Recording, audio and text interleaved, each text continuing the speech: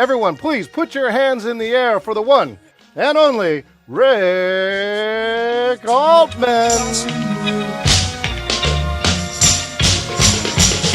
Well, a very good morning and good afternoon. Thank you so much for joining me here.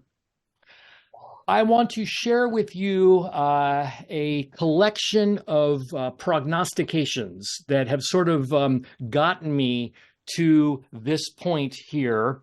Now, I am no stranger to going out on a limb, and I'm also quite familiar with what happens when that limb smashes into a million pieces.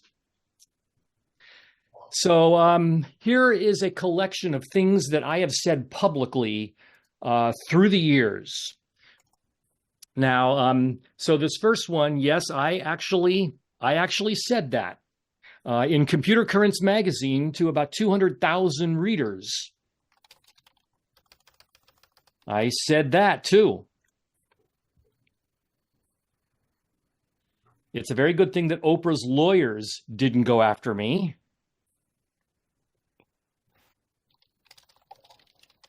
Well, you know, it was the last time that I saw him perform live. And investment advisors, your jobs are all safe. And the Golden State Warriors should be relieved that I am no longer a sports writer. So my career in prognostications is spotty at best. But there's one that I got right.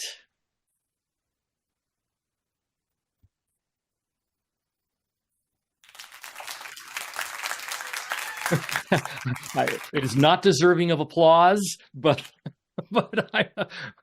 yes, I got this one right, and I'm really grateful for having concluded early on that hybrid just is not the right model for a small conference, especially one that is trying to bring the best possible experience to both audiences. And so last year, as many of you know, we separated out the two conferences. We created the exact retreat atmosphere that I had envisioned. At least a dozen people told me that they felt like they were at summer camp. We embraced all of our outdoor space.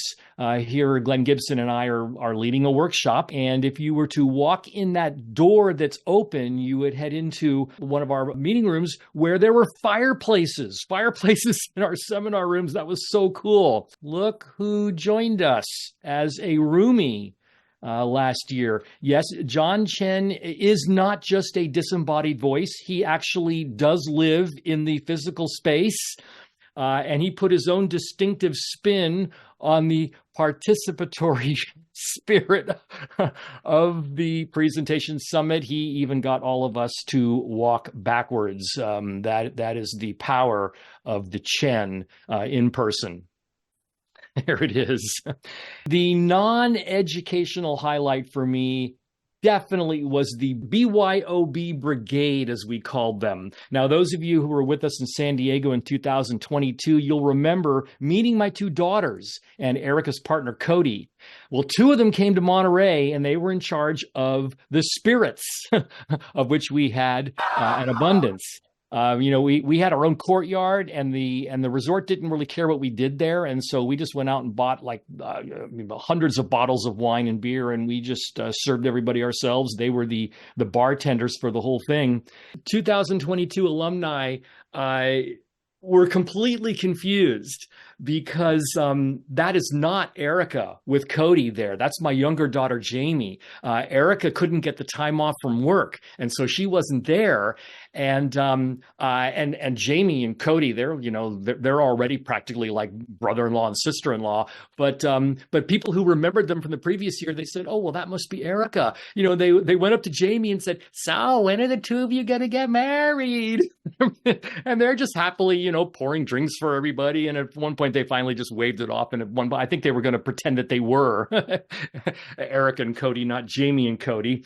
And suffering from major FOMO Erica says she will definitely be with us in Ventura County no matter what. This was even before I showed her all of the photos from that resort. This is an Oceanside Paradise. This is not rustic at all. And that bears pointing out because this last year we were rustic. That was sort of the idea, is that we would hang out in this camp-like setting. And I thought that was wonderful for what it was. And as many of you heard me say, that was a one-off. This is very different. This is a former Embassy Suites that Hilton poured $35 million into about 5 or 6 years ago. But they left all of the guest rooms the same. And as you know, Embassy Suites, you get these 2-room suites. Everybody's going to get a 2-room suite. And for a small upcharge, you can face the water. We are well down the road with our programming, starting with the crazy, talented, and sometimes just plain crazy Nigel Holmes. In his previous visits to the summit, yes, he compelled me to join him in an inhaling. No, I guess the noun would be an inhalation of helium, a visual depiction of just how much toothpaste is in a tube. And I really don't recall his caveman story, but it was uniquely Nigel. He's the former art director for Time magazine. He's now an author, and he's a lover of all things visual. I think that we were singing Happy Birthday here, and I think I told him that when I inhale helium, I raise 2 octaves. I mean, I am like I'm well above Alvin and the Chipmunks. And when he heard that, he didn't waste a moment somehow getting us to stand up in front of the entire room, inhale helium, and sing Happy Birthday. Now, I think Nigel is here with us. Nigel is. I am here. Here. Yes. Yeah. I remember Terrific. That was a crazy time there. Do you remember the caveman? Why you went in dressed as a caveman? I don't remember that. What that was all about. As with a lot of the things that I presented for you, it had very little to do with any sort of presentation. It was how cavemen actually did the painting on the walls, which is to blow stuff through your mouth, yes, put together, and it made the shape. And so anybody can do that. So I did a demonstration of how. I remember that. In fact, I have a photo. One of my photos is of you blowing through a little straw with your hand up on a sheet of paper. So you were actually demonstrating that. Yes. Yeah. What I can't remember is why I did it. but you didn't seem to object. So I will almost never object. In fact, when you pitched the idea for this year, I know that it has something to do with physical activity. Yes, and you said the same thing to me. You said, well, it doesn't have anything to do with presentation. And I said, well, I probably said, well, that's why I want you to come. No, you said, I'll find a reason for it to be. I will find context. Yes. You'll find context. And so we've got, 8 months to find out what the context is. Yeah. It's about exercise. Yeah. I cannot wait. And I am so glad to have you back this year. Thanks for asking. Thank you. And thanks for saying yes. For one of our other keynotes, the last time this man visited us, he shared with us his guide to suckiness. There are 2 salient points about high-tech speakers. First, they suck, and second, they go long. That's a deadly combination. You know, if you suck and you're short, it's okay. And if you're great and you're long, you're okay. But if you suck and go long, it's like being stupid and arrogant, right? It's hot and humid. The vocal gestures of Guy Kawasaki, ladies and gentlemen. I'm delighted that he's going to join us once again at the conference. I punch above my weight often. And usually it's because I simply ask. I ask people that I have no business asking to come to the conference, and often they say yes. Guy Kawasaki is probably in my top 3 of gets, and we got him for 2024. So I'm so pleased about that. And I have a pipe dream. I have a pipe dream that I want to share with all of you. So it started with just a basic idea. I thought it would be kind of cool to find authors in Los Angeles, in the greater Los Angeles area, whose books have been banned and invite them to the conference, form a panel, and have them talk about their experience. A good friend of mine is a reporter for the Los Angeles Times, and he's agreed to come moderate this. And so I think this would be a great idea to hear from authors who are part of this whole book banning movement. Guess who lives in Los Angeles? Do you remember that 16-year-old poet who shared her verses at President Biden's inauguration? She lives in Los Angeles. And I've reached out to her very large team, Amanda Gorman, because, you know, her verses sort of became the linchpin for the book banning movement. It was when parents of kids in Florida schools objected, and that sort of was the beginning of it all. Now, she's going to ask for my firstborn, I'm sure, and that's dangerous because my firstborn will be at the conference. And this is a total long shot. I don't want anybody saying, "Oh, well, I'm coming to the conference just because you're going to get her," because I probably won't. But I'm going to try. I'm going to try. And either way, I think this idea of bringing a bunch of authors together is a really good one that we're going to do. And if Amanda Gorman could be one of them, oh my goodness, how phenomenal would that be? All right. Zachari Dunes, the resort, is located in the city of Oxnard, and it is right on the coast. It's about 35 minutes north of the San Fernando Valley. Okay, so let me just see here. So this is the San Fernando Valley. That's the Los Angeles basin right there. And if you head in this direction, you get Santa Barbara right there. So that's where we are. This is like southern central California coastline. And it is serviced by 3 airports. So you can take your pick here. And Santa Barbara Airport now has Southwest flying into it. So anybody from up and down the West Coast might be able to fly directly into Santa Barbara. Burbank Airport is more robust, and that's about 75 minutes away. And of course, you can fly into LAX from just about anywhere. So you can take your pick here, and renting a car is easy. They're only charging us $5 for overnight parking. John and I were joking yesterday, why don't you just do it for free? And I was surprised that Santa Barbara Airport is a little bit more robust than I thought. I remember when it was just a little nothing. I mean, mostly just private jets. But those are all the places from which you can fly direct into Santa Barbara. So it's worth looking at. Those 5 airlines, I mean, all the way from Atlanta in.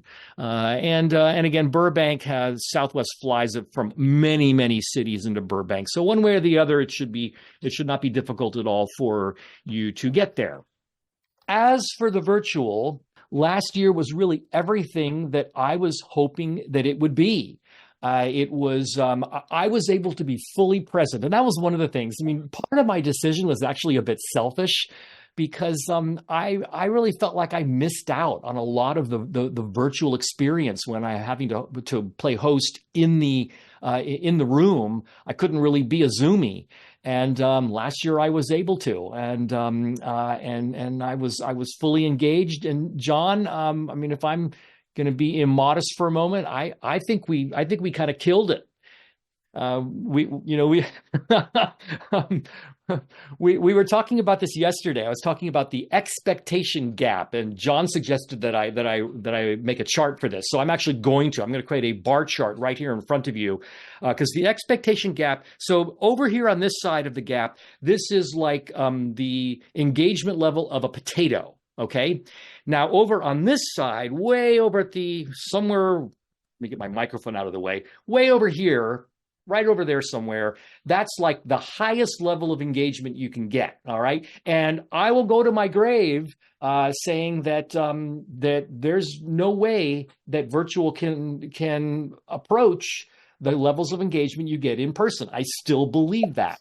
And, so we're pretty good at this, so for Potato, we take people expect something right about here when they come to our conference in person, and we give them here. So that's, that gap right there, that's what that's the expectation gap. They expect this, we give them this. Okay. Now, back from Potato, what's people's expectation of a virtual conference? Something like that, Well, we give them this. That's the expectation gap right there. That is what is so incredibly satisfying for me. That, not that people are going to expect it to be the same as in person. It's not. But that, John likes that. But that we exceed people's expectation to a level beyond what anybody thought could happen. And that's really very, very satisfying for me. Here are 3 of the many remarks we received from patrons. Now, I'm not going to make you, parse these out looking for the best lines that are there. I'm going to do that for you. There we go. Now, praise is a dime a dozen. But what stands out here for me is that 2 of these people took the time to address and stamp a physical envelope and put them in the mail. One of them hand wrote her note. I can't remember the last time that I licked a stamp and put it on an envelope, and I certainly don't remember the last time I wrote with my longhand a note to anybody. So these were noteworthy for that. That's the skinny on 2024, and I know that I am ignoring the elephant in the room, that I have declared 2024 to be my last in-person conference.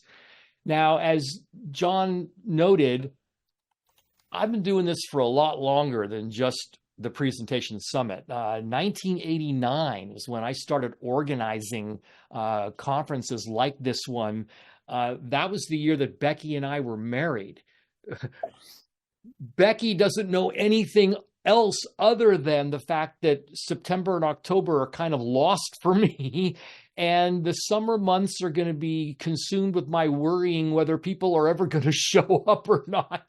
And I think it's time it's time for me to become a better husband, if nothing else. But seriously, it's time. It's time for some new group or organization to take over the day-to-day operations. I think it would be kind of interesting to infuse the conference with some new energy, maybe some younger energy. I don't know.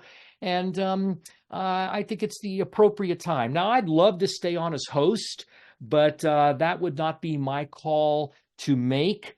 There are numerous scenarios around how this might all play out, and I want to share a few of them with you here.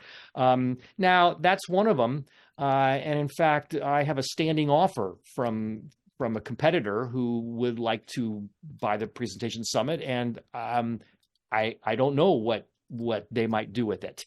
The second scenario is this is friendlier, that a member of our own community or a member organization decides they want to take over the operation. That would be wonderful, and I would root for that. There's another scenario. How many of you have heard about unconferences? This is actually a thing whereby the group gets together in a much more organic way than the way the conference has been up until now, where the organization is much looser. In fact, here's the definition of an unconference: loosely structured learning event emphasizing informal exchange of information and ideas. Topics determined by attendees, not by organizers. Usually at an unconference, you all get together and the first thing you do is you come up with your agenda. Usually like a big old whiteboard, and people are writing down ideas and other people are volunteering. Yeah, I'll do that. I'll do that one. And that's how it all gets set. Now, what this sort of suggests to me is that the learning becomes a bit secondary to the simply networking and being together. And over the years, that certainly has become one of the primary components of the conference. So if we concluded that what we really want to do is just, still be together once a year, this might be the way to do it, whereby the virtual conference is where the hardcore learning takes place. And a few weeks before that, we all get together and we chat about stuff. This could be done in a much simpler and probably cheaper fashion. We can pick any old hotel, and while everybody would pay their own way, we probably only need one ballroom. I probably if I still stayed on as organizer, but now it's quote unquote organizer. I charge everybody $100, in order to do this, and all pay for our own meals, whatever it is. This idea of an unconference is a good one. And then finally, and this next point is not mutually exclusive of any of these three we've spoken about so far, and that's a conference cruise, of which we've already done one. That was back in 2016, and I think that might have been before we all got to know the beloved Mona Carroll, who's with us here today, who would be delighted to help me work on a summit cruise, because she practically lives on cruise ships. Mona, are you in the house? I think you are. I am here, and this is St. Martin in the background, actually, where Exciting. Where you just came back from, is that right? I just came back. That was one of the ports on the cruise. I just got off a cruise ship yesterday morning, actually, and I'm still recovering this whole home thing. Like, what is this laundry cooking thing now? What is this? Anybody who's Facebook friends with Mona will have the impression that she practically lives on cruise ships. And to dispel the myth, she does have a full-time job. In fact, she has two jobs, because she is also I don't know what the certification is, but you're a certified travel agent. Is that right? Yeah, I am a travel agent. I'm actually working on my certification. Believe it or not, you don't need to have certifications to be a travel agent. You just kind of say, "Hey, I'm a travel agent." I'm a travel agent. Well, you certainly are, and you don't just take vacation from your full-time job when you're on a cruise ship. You work on the cruise ship. That is accurate. The reason that I'm able to go as many times as I do is because the Wi-Fi is now robust enough on the cruise ships to be able to support remote working. And there are many people that actually do this. My thought is that we have basically a summit reunion cruise in 2025 while we try to figure out what's actually next for the larger conference. And it would be something where I think it can be done economically. It can even be done with some aspect of having business networking and maybe a little bit of learning, where I'll be able to get a conference room on the ship, and we have like an hour or two a day of like some sort of thing that we can bring back. Just enough so that people could write it off. Yeah. Yeah. You know what?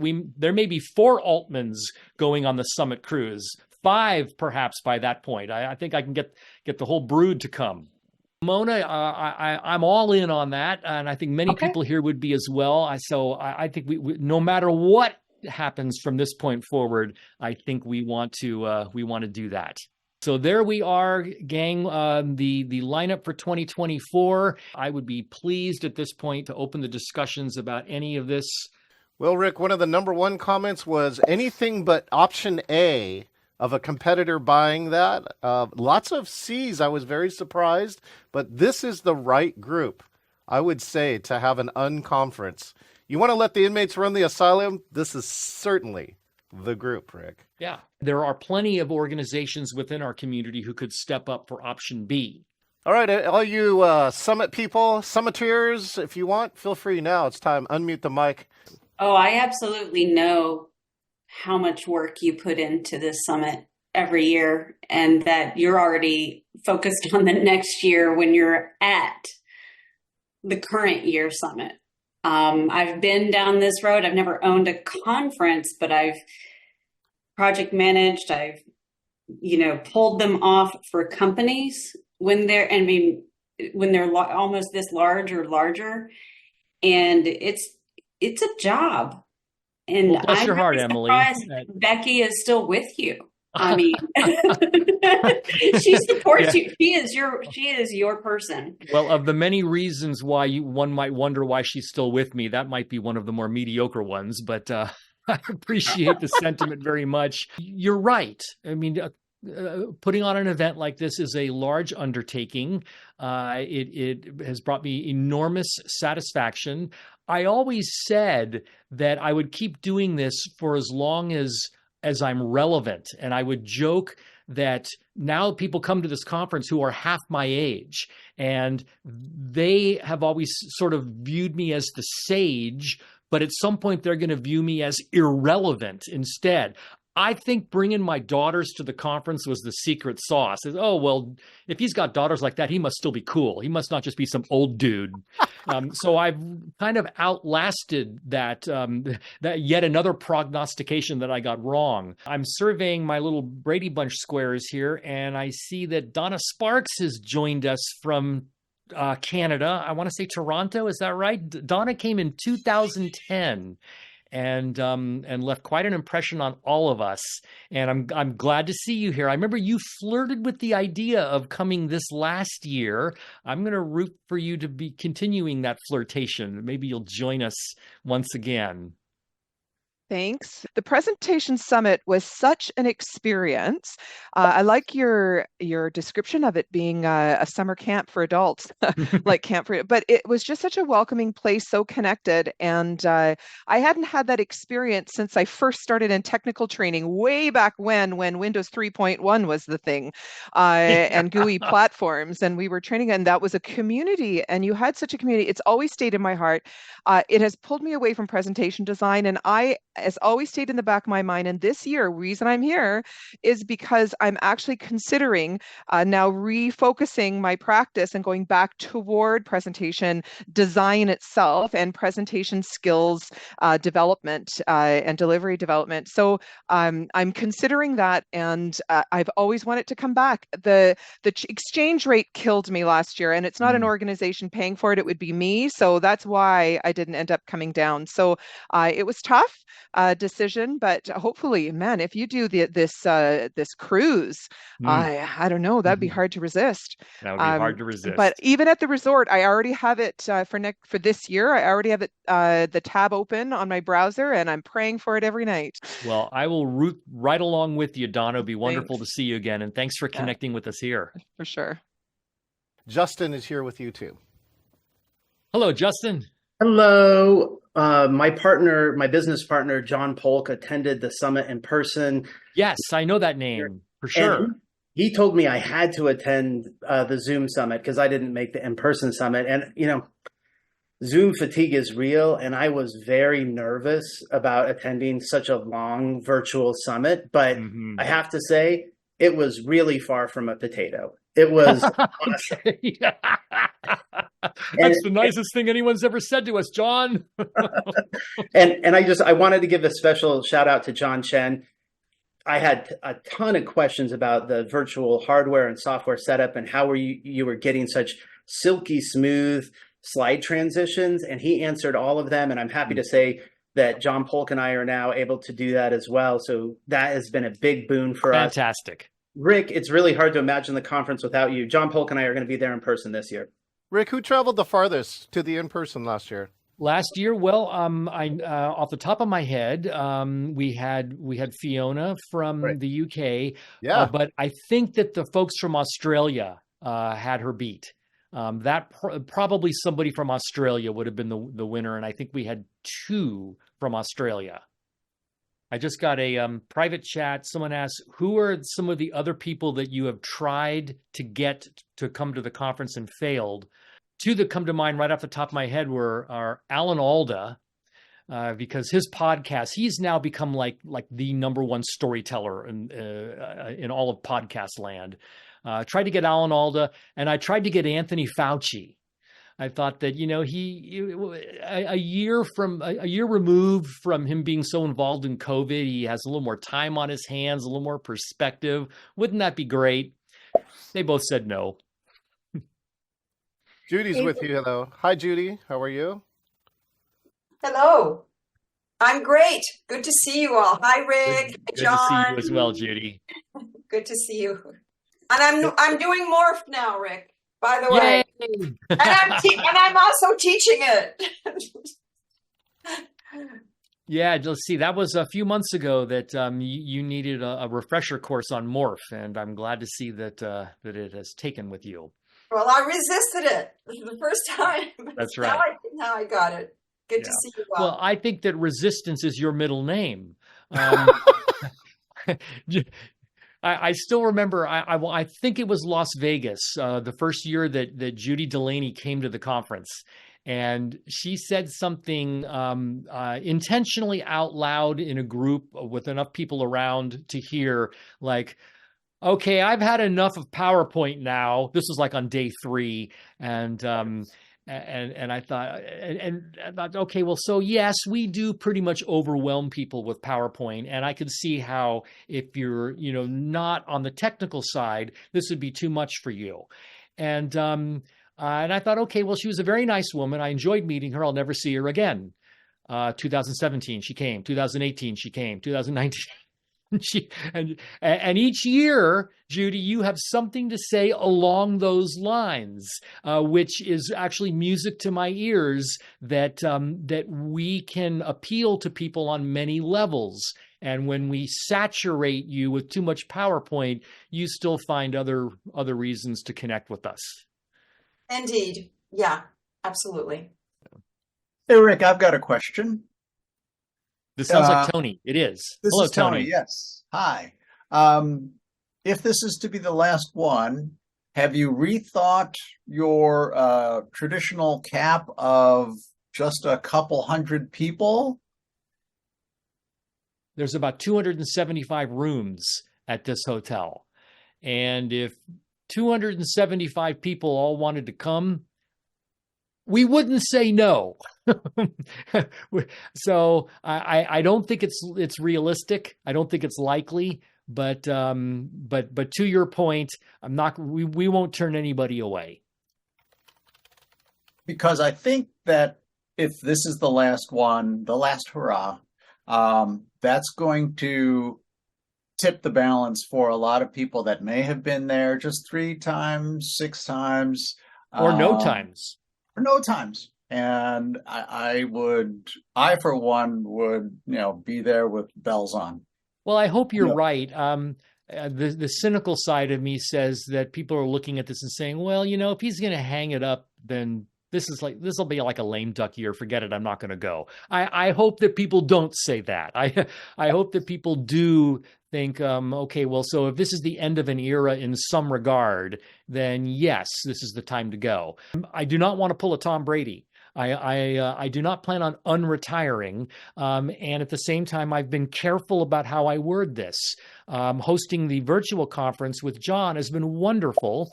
And that doesn't involve any of the type of stresses and rigors that I'm trying to get out from under. So I intend to keep doing that with John for quite some time. And again, if new organizers wanted to keep me on as host, that would be wonderful too. So I'm carefully parsing this out. But yes, 2024 will be the last year that I organize something like the summit. We got about 90 seconds left. You want to do some closing comments? Anybody else who wants to hang out with Rick can hang out afterwards. But Rick, you want to close down this schmooze for today? Heartfelt thanks to all of you for connecting me with me here today, and for your patronage and your friendship across the years. It has absolutely been the highlight of my professional life to host this conference. I'm looking forward to a wonderful year this year.